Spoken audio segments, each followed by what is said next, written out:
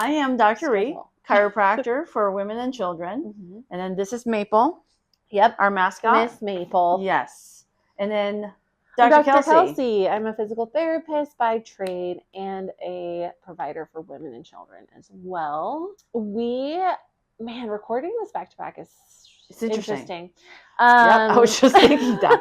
This is quite interesting. Very like TV magic of us. We're going to talk about like clients in the wild. Oh, I like that title. Clients in the wild. Moms that we have seen, in the community and just saying like, hey, how's it? We were here for something else. And we said, oh, hey, how's it going? And always great positive interactions, which we're very lucky to have. You ever hide away from patients? I have done that in Pasadena a lot. I don't. I feel like early on, when I was in early intervention and I was working for an agency and they had asked us like, do you want someone that's close to your home or do you want someone that's farther away as far as when they were giving us referrals? Yeah. And I kind of decided early on, like, even if I had a negative experience or they had a negative experience, it is what it is. So you just owned it. And I might do like, hey, I might not like stop and ask them all the questions and see how they're doing. But I think that would be a natural, like people would know whether they do want to talk to you or they don't want to talk to you. I've never had anyone like, I have a couple stories. Rant me out. I would use a different word than that, but I have a couple stories. My first experience running into a patient, I mean, this was probably 18 years ago, maybe. It's like 18 years ago, 17 years ago. And long time. And I was just starting out. I was just a young doc trying to create this reputation of I still know what I'm talking about, even though at times I don't know what I'm talking about. And I ran into a patient who was with me for, I think, probably 15 years or so, almost 15 years. I ran into her at a restaurant. It was a Yard House. I won't forget it. This is in Pasadena, California. I was having a drink. I know this. Okay. Did I tell you this story? Not the specific, you didn't set it up. Oh, okay. Like this is way more this is information. Detail? Okay. But I do remember you saying that was the thing. So I was sitting you felt embarrassed. I was in the patio of Yard House. You were enjoying your life. I was enjoying my life. I was 29. Yeah. So yes, I was drinking. And then a patient was waiting in line to be seated, but she could see me in the outside sitting area. I'm probably like 3 drinks in now at this point. Okay. 29. Yeah. I can I'm just okay. Thinking, so I'm having a great time with my friends. And then out of nowhere, all I hear is, Dr. Rhee! Okay, so she was excited. She was excited to see me. Okay. But I was embarrassed. Sure. Because I'm at that age. Sure. I'm trying to teach patients, hey, eat right, do this, go to sleep early, don't drink too much. And I was doing the opposite of that night. And I think that put a really hardcore impression in my mind, in my young doctor mind, that I need to create this reputation. And then after that, I never really went out in Pasadena. I always drove out to K-Town or and I probably feel, I think so that, yes. So you've explained that a little bit before, but not that. I think that I feel that more now with parenting than I did when I didn't have kids. So myself, if we were out when we've gone out to dinner at Summer House or when we have gone to Snooze or gotten coffee or whatever, which we haven't done that in a while. Yeah, actually. we need to do that. We need to do that more. That I very much feel ownership of. When it comes to my kids being with me, I am please do not break anything. But they're boys. Don't break anything. Don't have a tantrum. Don't hit me. Don't yell at me. Don't treat me like crap. Yeah. I say a parent to her all the time. Yeah. So I think that's probably where I have a little more of that anxiety. I should be which is I'm not the perfect parent, but it's I should be the perfect parent and don't make me look like I'm not. Yeah. Or if I'm with we're all out as family, a husband and wife situation, I want to look like we're not an active argument on ice, argument on ice in public. Right. Yeah. Interesting. So I never really thought about it until you explained it. And I was like, I guess when it comes to just me, I'm cool. I'm good. When it comes to then I'm adding in other factors and people. Yeah. I feel a little bit more like, I should feel really confident in this. And which is funny because this situation that I had today where I had seen some moms who were like a year or so, a year within that, like farther out from their postpartum.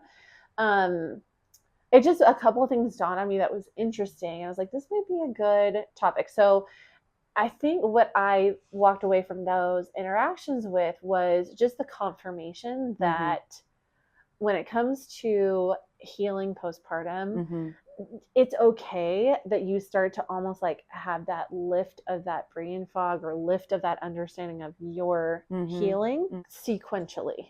Like over time. Because one of the moms has a baby who's seasonally. Crawling. I think that's what you're saying, right? Yeah. Crawling and standing and like not walking, but they were like, we kind of would love to have in this group situation. They were like, oh, we haven't really, when you have the baby side of it, you see all the experts. They're like throwing everything at you. And there's kind of not a lot of endurance or staying power for like, we'll check back in with you 8 months, 12 months, because it's almost like that disappearing of support. If you have a surgery, if you have a baby, where people are like, meal train for the first month. And then what? It just disintegrates. And you're like, no one's coming. No one's coming. We're here. No one's coming here. We're here. So that is something that I thought was interesting. And I was like, hey, I bet Dr. Rhee feels like this too with clients and like seeing clients later on and being like, how do you feel about that? Like that brain fog lifting, moms are kind of coming into a little bit of I would say support. like month 2 is like when I get that conversation. Right? Like what's going to happen now? What's next, right? Kind of conversation. And then a lot of like the pattern that I've seen over the years is that, you know, I have in the past like emphasized, come get adjusted and come get checked, come get your baby checked within the first month. Right. But then, you know, I don't see them. Right. Like, cause there's things going on. They don't know what's happening. They don't even know how to put the car seat together. So they're struggling. It's a lot going on. Like you said, that fog. Different. Right. Everyone's different in how they manage that. Which I think is interesting because you almost can't predict if that's going to be you, like if that's going to be you instantly. You could, unless you maybe have massive like support, prenatal anxiety. I see. Where you're like, I'm really nervous of what's coming next. Then I think you could be like, okay, I know this is going to be really hard. Right. But it may not be that way. You may be like, I'm cool, I'm good, we're pregnant. Good. Yeah. Exactly. I'm gonna birth. Whatever. And every mom's different. And some people will say probably like, oh yeah, by the time you have a second kid or the third kid, it's like way easier. Not necessarily. No, not necessarily. Not necessarily. Like what my observation. I thought I would, and I did not. Right. And so that's what I'm saying. You would think, right? And so when I run into moms, like let's say I haven't seen them a month or two at postpartum, and I do run into them, which I think is happening more often in Las Vegas. Community is weird here. Well, the community is much smaller than what I'm used to, right? In LA, it's just massive. And there's just a density of people. Whereas here, things are more spread out, but the community is very locked in. Like this is the community and there's moms and it's not a whole lot of places to go to. That's what I was going to say, is there's not a lot of like repetition. Like you don't have like 20, I mean, there's options. Franchises of things, but you don't have 20 mom groups, 20 of the same amazing pediatrician's office, the same amazing OB's office. Because the density really isn't here. The density of people isn't just quite so.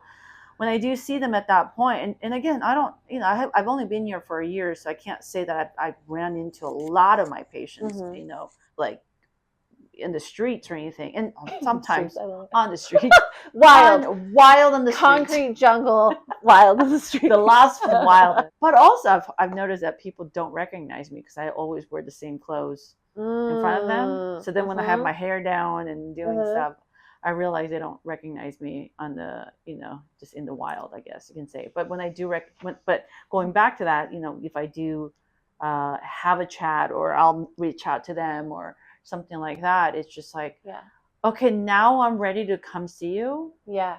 But then what are we doing? What is the next step? And it's interesting because I have communicated that in the past while they're in pregnancy and getting care. Sure. But it's like, and I have that had this fog comes on and they forget. I have had this recent experience, not with a client, but I've had a recent semi-personal / business experience where I am the person learning a skill for the new time. So I'm basically, it's like someone else's patient. I'm working with Christina Guardado, and she's a financial support person. So she's helping me with like budgeting and forecasting, blah, blah, blah. She's awesome. Maybe I'll put her link in the show notes. Yeah. But anyways, I am now on the other side of the table where I know for a fact she showed me on the Zoom, shared her screen. I'm watching her do this. I'm like, yes, that makes sense. I get that. That skill. Okay. And then she's like, great. So you'll do this in 5 days when it's your turn, when the cycle is your turn to do it. And I'm like, yes, let me show you right now, sharing my screen, and I'll do it. Exactly. 5 days will arrive, and I will be like, what? She told me, I know she told me, and she showed me, and then I did it, and now I don't, what am I doing? And so it's like, it really, human brains, I have so much more respect for as I have had kids, as I've gotten older, where I'm like, it is wild what we remember, what we internalize, and also what we prioritize, even subconsciously. Yeah. Right. Yeah. So you running into moms and saying, now what do I do now? Yeah. Right. In that class that you were there, right? I think it was New Mom School. I think you said it was. Yeah. And I wasn't intentionally, I was dropping something off. Right? I didn't even know that like that was happening. I was like, oh, I'll just drop this off. Yep. But this was a past patient of yours too. So that is going to happen, and people are going to be like, I don't know what to do next. Right. And that's okay to not. And then sometimes I'm going to pretend like, oh, I'm sorry that I didn't tell you that, but I know I did. Just for your own sanity. And just for the confirmation for moms that it's that you may, as you go on, you may then feel like, oh, I kind of do. Like, it's not atypical. You're not late. Right. I don't want moms to feel like that. Yes. They're it's too late, or this is at late, 8 months or 10 I'm or 12 procrastinating, months. or like, you're not late. It's just that is what the factors were, and now you're asking this question. There's a little bit of that. You get a little bit of your head above the water. Maybe you can take an extra breath, and then you're wondering. Yeah. When do you think it's so much of there's a lot of marketing towards like, and a lot of focus on that first 3 months, which we understand is critical. I was just going to say, but I think it's a critical touch point to assess whether you're ready. I don't think it has to be, does that make sense? Yeah. I don't think it has to be like, you have to, because if you're so overwhelmed, whatever I'm saying and whatever you're saying, done. Like you said, over. Yeah. No, you can't integrate that at all. Right. We can't accept that at all. And it's not because you're wanting to. Yep. So it's just. Well, that's what I was going to say. When the question was going to be, when do you think that fog has lifted off? I'm going to give it anywhere from 2 to 3 months. And that's the reason why people focus so much in that first 3 months of postpartum. Yeah. Right. But I want to say you're really going to be present and doing things after about 2 to 3 months postpartum. Yeah. I think like you're going to be so overwhelmed the first couple months. I think for the average person, okay, so clinically, we both probably agree clinically we should have continuation of care. Oh, 100%. Regardless. 100%. To be a mirror when we're like, and I don't see, my continuation of care does not mean I have to see you every week forever. If nothing's happening, if there's nothing that you're concerned about, it's more of the realm that you know how to reach back out. Correct. If you start to see a trend. That's kind of more of my mind of continuation of care is that there's this continuation of understanding that if something happens, that's communication. For you, then or if it's in the newsletter and you're like, oh yeah, I should talk to Dr. Rhee about that. I should schedule that appointment with her or whatever it is. It's just that carrot. So on the real side of things, on like real life, I probably think, around 3 months, because stabilization of feeding, stabilization potentially. So I think the biggest things that I see. You're saying come back within 3 months. Of care after but also like pregnancy? your fog has lifted. Not your fog has lifted. You're starting to see a little bit longer in front of you than like 1 week, 2 weeks. I see. You're starting to say, oh, we have our feeding approach now. We've decided this is the direction we're going. Okay, I can think about 1 month out from now, what's going to happen. I can think about, 2 months out. Maybe a little bit. And that's what I'm saying is like the fog starts to thin a little bit and you can have that forecasting. I mean, technically that research is like 2 to 3 years that people feel that they have more stabilization, mental clarity, hormonally, emotionally, physically. But when you tell people that, they're like, what? I have to go back to work. I have to. What if we have another child? What if we move?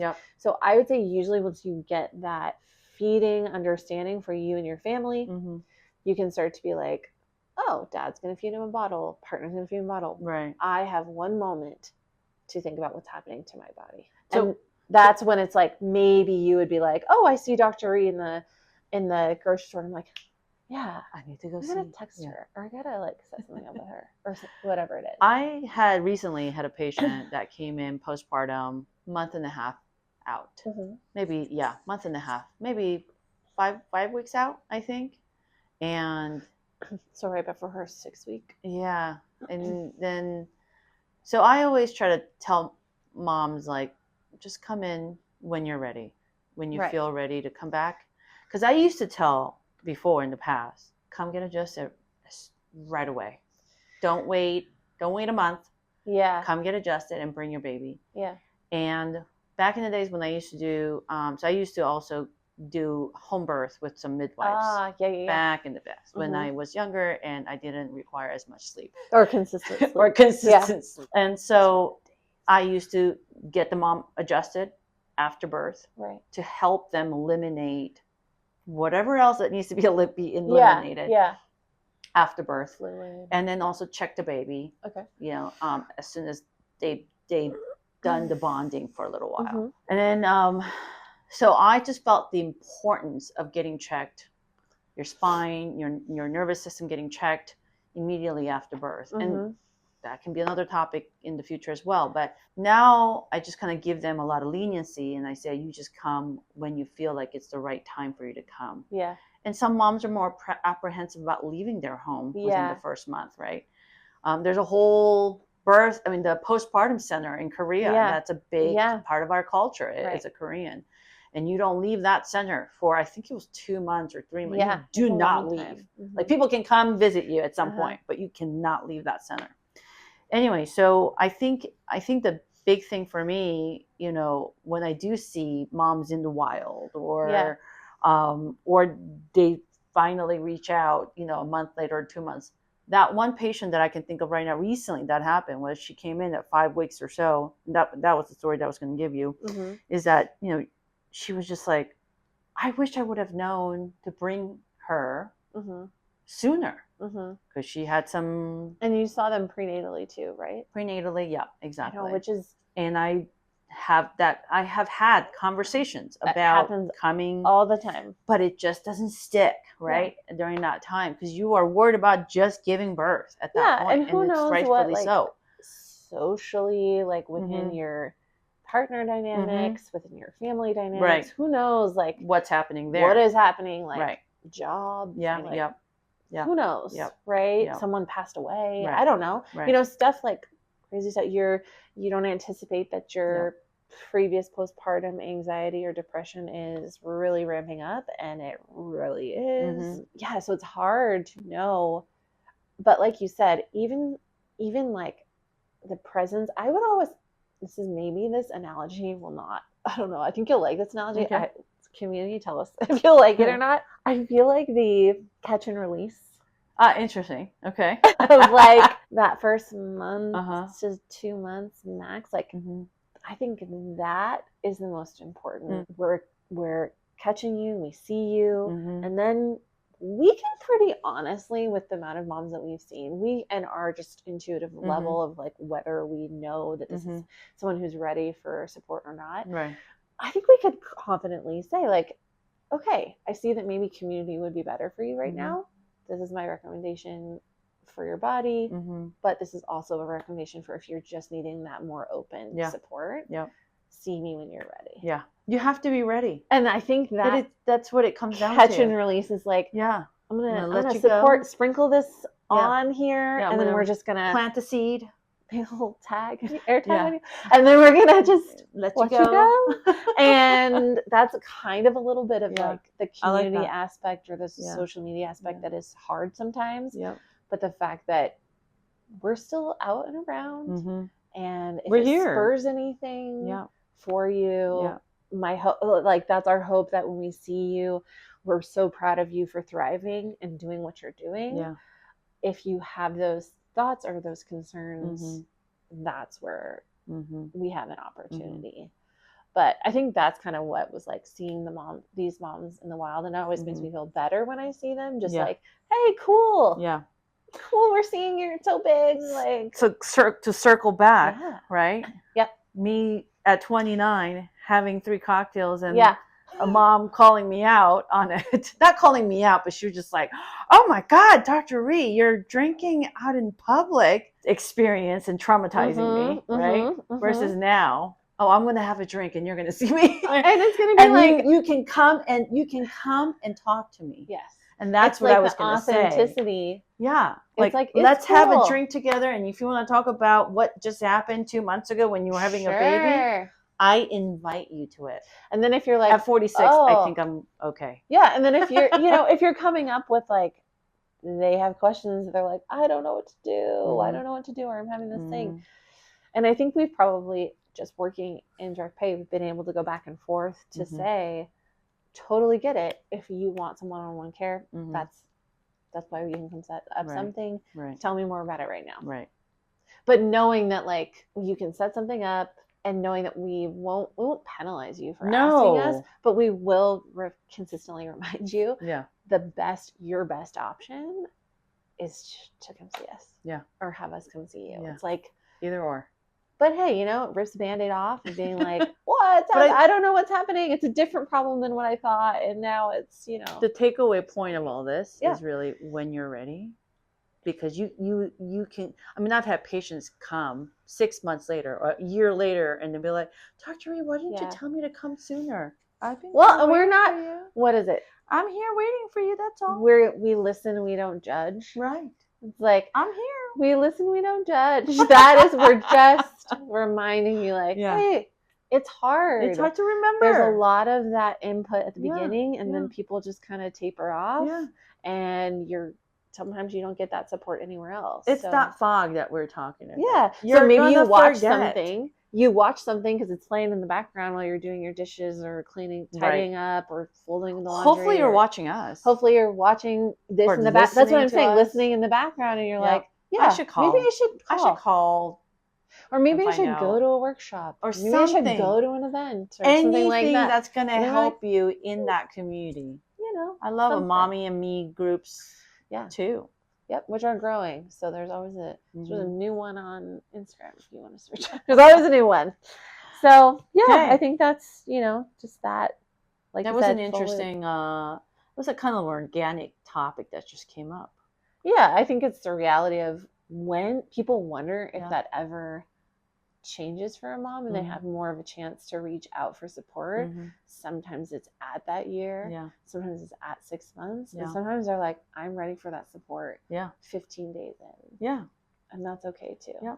So 15 days or I was like, that was just months a recent one that I was like, whew, yeah.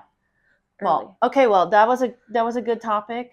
We would love to know more about what you guys want to hear from us as well, actually. Sure. Like, what do you ask your doctor? Yeah. In general. Any provider. Like, what do you ask any provider? And because we probably have an opinion on it. Yeah. So we would love to hear from you guys. Yeah. Leave us a comment, right? Okay. Some topics that you want to hear from us. Yeah. I think it's harder to come up sometimes from a clinical perspective. We want to hear what you want to hear. Yeah, and it's harder to keep it to 30. Oh yeah, that's for sure. Probably the biggest challenge that we have. Is maybe topics that are we need like one question. What's your question? Yeah. And then that's what we would respond to. Yeah, exactly. Because if we do like a full topic, then it's just a lot. Not a lot that we couldn't talk about, but it's going to be longer than 30 minutes. So we're trying to aim to 20 to 30 minutes, but I feel like it's always been 30 minutes. Unless I stop us. Yeah. Which I will start being better. Okay. Well, thank you so much for joining us today. And and Maple. And we'll see you next time on Coffee and Childbirth.